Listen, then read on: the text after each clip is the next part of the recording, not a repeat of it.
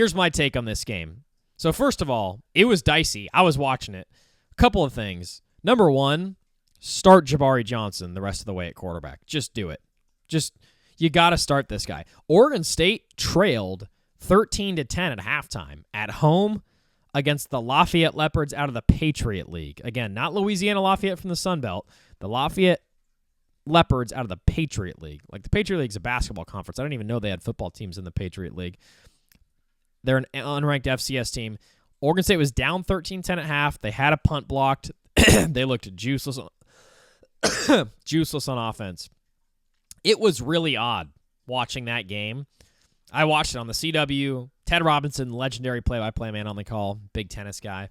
Shout out to Ted. Done stats for him a bunch. I'm going, this just looks so weird. 0-7 Oregon State against Lafayette from the Patriot League at Research Stadium with the Pac-12 logo down on the CW network. What is life right now? Like, what is this game?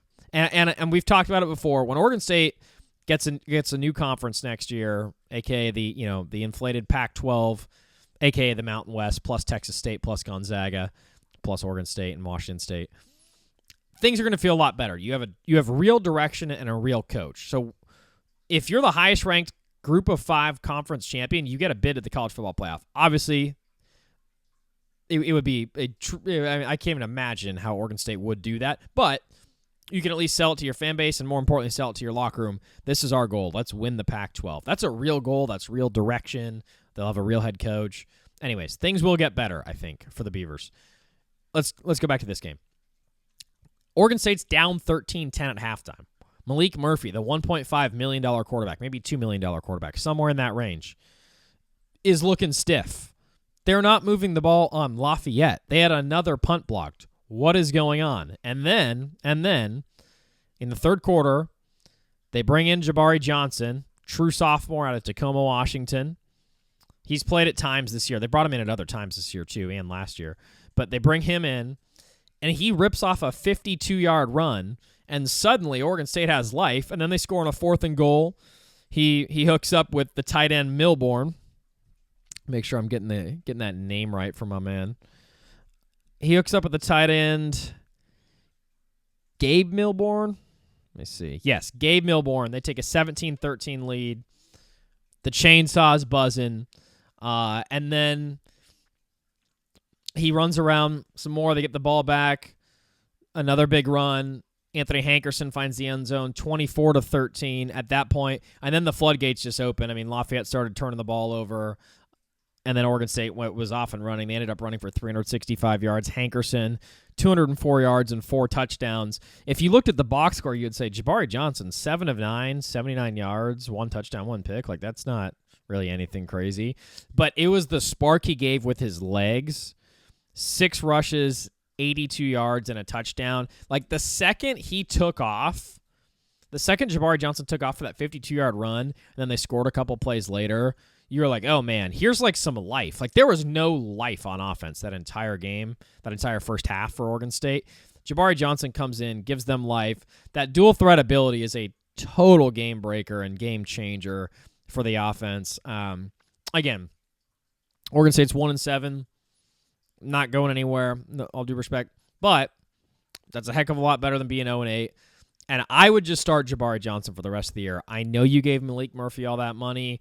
I know a booster in particular gave Malik Murphy all that money via NIL funds. It doesn't matter that Malik Murphy got paid all that cheese. Gabarri Johnson is the guy who is the spark for this offense. And even more than that, I really don't like doing the body language doctor thing. I really don't, because athletes carry themselves in all sorts of different ways. I don't love the body language from Malik Murphy. And I was like going to bat for this kid. I was like, I still think he's great. I think the team around him is not very good besides Hankerson and Trent Walker. Like, I think the coaching's bad. He's getting a raw deal. Like, I was all in on Malik Murphy throughout most of this season. Now, I'm not loving the body language. And more than that, I love the body language from Gabarri Johnson. He's electric. He's got juice. He's got the positive energy that a dual threat quarterback can bring, where you're happy and excited. It's like watching obviously I'm not comparing him to this, but it's like watching Lamar Jackson rip off a 24-yard run in the NFL and the entire team for the Ravens just gets hyped up. That's what it's like watching Gabarri play. Like, the entire team gets hyped up for Oregon State when he takes off and runs. I think that's a huge element to their team. And for the rest of the season, it's already a lost season. I would start Gabarri Johnson at quarterback over Malik Murphy. That was my biggest take from the game. Obviously, Hankerson looked good.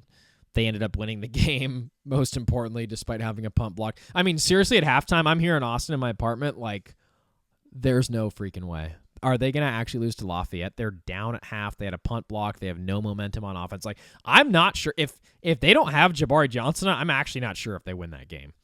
I'm really not. By the way, maybe I'll pair this to video. The interception that the young man for Lafayette threw was one of the funniest interceptions you will ever see. Go back and watch it. He literally shoots the football like it's a basketball. He's scrambling, is like running, kind of gets a leg clipped or held down, and he just shoots the ball like it's a basketball to no one in particular. And there's an Oregon State player who just looks up like it's a gift from God. He kind of leaps to it and just grabs it and makes the play. Like, it was one of the funnier interceptions you've ever seen. It was like a Kobe. He was like Kobe to no one, and the Oregon State linebacker picked it off. It was really funny. Take a look if you can on YouTube. So yeah, Beaver Nation, man, big shout out to the Beavs, and I would go ahead and start Gabarri Johnson the rest of the way. By the way, Oregon State schedule the rest of the way. Let me get that for you. Washington State twice, who's 3-4. Sam Houston, who I've seen in person somehow, they are winless, and I've seen a couple of their games on TV. They are winless. And then 2-5 Tulsa, who did beat Oklahoma State, I believe, in one of Gundy's final games. But those were very winnable games. 3-4 Washington State. Cougs don't really have a defense. Sam Houston, who is winless, and 2-5 Tulsa. It is possible that the Beavs finish 5-7 after that 0-7 start. Give Gabarri Johnson a shot.